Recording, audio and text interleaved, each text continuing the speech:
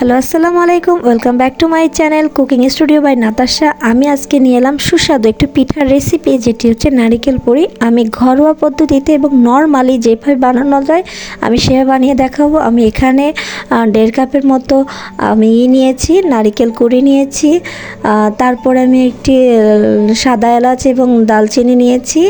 তারপরে 1 কাপ চিনি নিয়েছি এবং সম পরিমাণে 1 কাপ পানি আমি এখানে তার আগে আমি একটু লবণ দেব এবং সম পরিমাণে আমি 1 কাপ পানি দেব। 1 কাপের পানি বেশি দেব না, কারণ বেশি পানি দিলে খুবই খারাপ হবে। পানি যত পারেন অল্প দেবেন। আমি এখানে খুব অল্প পরিমাণ 1 কাপ দিয়েছি এবং এটি আমি হালকা মিডিয়াম আঁচে আমি রান্না করব, যাতে এটা খুব অল্প সময়ের মধ্যে হয়ে যায় এবং এটি তাড়াতাড়ি হয় এবং এটি যেন কোনো আঠালো না হয়, নর্মাল ঝরঝরা হয়। এই জন্য আমি এটি এভাবেই রান্না করব এবং মিডিয়াম আঁচে। খেয়াল করবেন আপনারা কখনোই বেশি আঁচে দেবেন না, তাড়াতাড়ি হওয়ার জন্য। তাড়াতাড়ি হতে গেলে দেখা যাবে এটা পুড়ে যাবে, এই জন্য আমি এভাবে রান্না করব। তো আমি এটা বারবারই ঘন ঘন নেড়ে দিচ্ছি। এখন রান্নাটি হয়ে আসা অবস্থা, এই জন্য এখন আমি আরও ঘন ঘন নাড়ব, যাতে এটি না লেগে যায়। লেগে গেলে এটা গন্ধ করবে এবং খাওয়া যাবে না। তো আমাদের নারিকেল পুরির প্রথম এটা হচ্ছে এই নারিকেলটাকে ভালোভাবে রান্না করা, না হলে নারিকেলটা খেতে একদমই ভালো লাগবে না। নারিকেলটা যত ভালো হবে তত আমার নারিকেল পুরিটা খেতে ভালো লাগবে। তো আমি এখানে ভালোভাবে সব নাড়ছি, ঘন ঘন নাড়ছি এবং এই যে দেখুন লালচে হয়ে গেছে এবং ঝরঝরা হয়ে গেছে। এটা দিয়ে আমরা দুটি কাজই করতে পারবো, এক নারিকেলের নাড়ু বানাতে পারবো এবং নারিকেল পুরি করতে পারবো। তো এইভাবে নারিকেল পুরিও করা যায় এবং নারিকেল নাড়ু করা যায়। তো আজকে আমরা নারিকেলের পুরি বানাবো, দিনাজপুরে বিখ্যাত নারিকেল পুরি। তো এরপরে আমি আটার ডোটি বানিয়ে নেব। আটার ডো বানানোর জন্য আমি এখানে 2 কাপ পানি ইউজ করেছি, এই জন্য 1/2 চামচ লবণ নিয়েছি। তার সাথে আমি একটু সামান্য পরিমাণে আদা রসুন মিক্স করে দিয়েছি, এটি স্বাদের জন্য। এটা আপনারা স্কিপ করতে পারেন, কোনো ব্যাপার না। তো আমি স্বাদের জন্য দিয়েছি হালকা 1/2 কাপ আমি দিয়েছি, 1/2 চামচ আমি সরিষার তেল ব্যবহার করেছি, যাতে ডোটি অনেক মজা হয়। এখানে 1/2 কাপ আমি 1 চিমটি 2-3 চিমটির মতো আমি হলুদের গুঁড়ো, মরিচের গুঁড়ো ইউজ করেছি।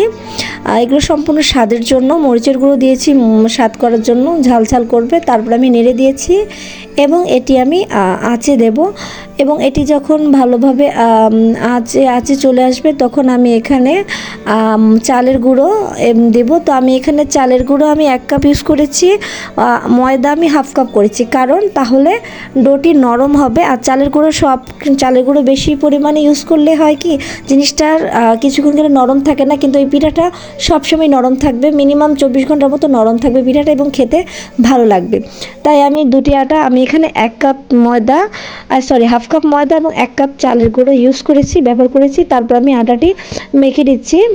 তো আমি এখানে খুব না নরম না শক্ত, মিডিয়ামের মধ্যে রাখছি, কারণ এটা বানাতে গেলে আমাকে নরমভাবে বানাতে হবে। তাই ভালোভাবে এটা মিক্স করে নিচ্ছি আমি, যাতে কোথাও লেগে না থাকে এবং আটা যেন শক্ত না থাকে, চালের গুঁড়া মাঝে মধ্যে শক্ত হয়ে থাকে। তো এই জিনিসটা আপনি ভালোভাবে এখানে মিক্স করবেন, না হলে জিনিসটা খেতে একদমই ভালো করবে না। তো আমি একটা বেলুন পিঠার মধ্যে আটা নিয়েছি, নেওয়ার পরে আমি এখানে ডোটি ভালোভাবে মথে নেব। মথার উপরে ডিপেন্ডেন্ট করে আপনার পিঠাটা আপনি আটার ময়দাটা ঠিক যেভাবে মথবেন, মানে মিক্স করবেন, যতভাবে ভালোভাবে মিক্স করে নেবেন তত আপনার পিঠাটা মজা হবে এবং সুস্বাদু হবে। তো আমি সেটাই করেছি, আমি ভালোভাবে এখানে মথে নিয়েছি এবং আটাটা আমি বারবার উঠিয়ে নিচ্ছি হাঁড়ি থেকে সম্পূর্ণ পরিমাণে। আমি কোনো অপচয় পছন্দ করি না, তাই ভালোভাবে করে নিচ্ছি, মথে নিচ্ছি। তো এই তো আমার ভিডিও আপনাদের খারাপ লাগলে অবশ্যই কমেন্টস করে জানাবেন, ভালো লাগলে অবশ্যই জানাবেন আমাকে। এবং আমার ক্যামেরা তেমন ভালো না, বাট আমি চেষ্টা করি ভালোভাবে করার। তারপর আপনার সাপোর্ট চাই, আমার সবসময় সাপোর্ট চাই। আপনাদের সাপোর্ট ছাড়া আমি কখনোই কিছু করতে পারবো না। তো আপনাদের সাপোর্টটা আমার সবচেয়ে বড় ইম্পর্টেন্ট একটা জিনিস, যেহেতু আপনারা প্লিজ আমাকে সবাই সাপোর্ট করবেন, আমি যেন সামনে এগিয়ে যেতে পারি। আমি কষ্ট করছি আপনাদের জন্য, চেষ্টা করছি। ইনশাআল্লাহ একদিন আমি এগিয়ে যাব আপনাদের হাত ধরে। তো আমার ডোটা ভালোভাবে মথা হয়ে গেছে, এই যে দেখুন আমি সুন্দর করে মথে দিয়েছি ডোটা এবং নরম হয়ে গেছে। তো আমি ডোটা প্রথমে বেলে নিচ্ছি, বেলে নেওয়ার পরে আমি একটি গোল কোনো চাকতি দিয়ে, তো আমার বাসায় একটা বাটি ছিল, বাটি দিয়ে আমি গোল করে চাকতি দিয়ে কেটে নিচ্ছি এবং আমার এটা রুটির থেকেও মোটা হতে হবে, কারণ আমি যখন নারকেল পুরিটা বানাবো সেটার জন্য ভেঙে না যায় সেদিকে আমি খেয়াল রাখবো। এই জন্য আমি ডোটা একটু মোটামুটি মোটাই রেখেছি। তারপরে যে বাটি দিয়ে আমি কেটে কেটে নিচ্ছি, এতে আমার সুবিধা হবে পিঠাটা বানাতে। তারপরে আমি এই তো পিঠাগুলো বানানো হয়েছে। এই যে আমি এখানে নারিকেল রুটিটার মধ্যে আমি নারিকেল পুরি নিয়ে এভাবে আস্তে আস্তে ভাজ ভাজ করে ফুলের মতো করে নিচ্ছি। তারপরে আমি এখানে একটা ডিজাইন বানাবো। এখানে এক একজন এক এক ডিজাইন বানায়, তো আমি তেমন ডিজাইন করি না, আমি এভাবেই করি যাতে আটাটা যেন নারিকেলের পুরিটা যেন বের না হয়ে আসে। এই তো হয়ে গেল আমাদের নারিকেলের পুরি। আপনারা অবশ্যই এই নারিকেল পুরিটি বানিয়ে বাসায় ট্রাই করবেন। এখনও ভাজা হয়নি, তেলে ভেজে নেবেন। এবং তেলে যে যেভাবে খায়, কেউ কড়াভাবে ভেজে খায়, কেউ নরমভাবে ভেজে খায়, তো আমি মিডিয়ামভাবে নিই। যখন হালকা লালচে হয়ে যাবে তখন আমি পিঠাটি উঠিয়ে নেব।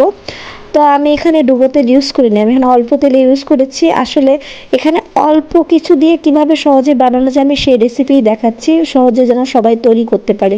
এখানে আমি অল্প কিছু পরিমাণে তেল নিয়েছি, ডুবো তেল নেইনি। তো আপনারা অনেক সময় ভাবেন ডুবো তেল এগুলো রান্না করাটা অনেক টাফ, তো আমরা করতে পারবো না। তো আমি বলবো অবশ্যই অল্প তেলেও সব রান্না হয়, সেটা আমি আপনাকে সব ভিডিওতে দেখাবো। আমি আমার ভিডিওতে তেল খুব কম খরচ করি এই কারণে সবাই যেন খেতে পারে। এই তো মাশাআল্লাহ পিঠাটি হয়েছে, আমি পিঠাটা খেয়ে দেখেছি, অনেক মজা হয়েছে। আপনারা অবশ্যই পিঠাটি বানিয়ে দেখবেন এবং আমার ভিডিওটি কেমন হয়েছে জানাবেন, এবং আপনার পিঠাটা বানিয়ে দেখেন। ভিডিওটাকে অ্যাভয়েড করলে আপনার পিঠা একবার বানিয়ে দেখেন। ভালো থাকবেন, আসসালামু আলাইকুম।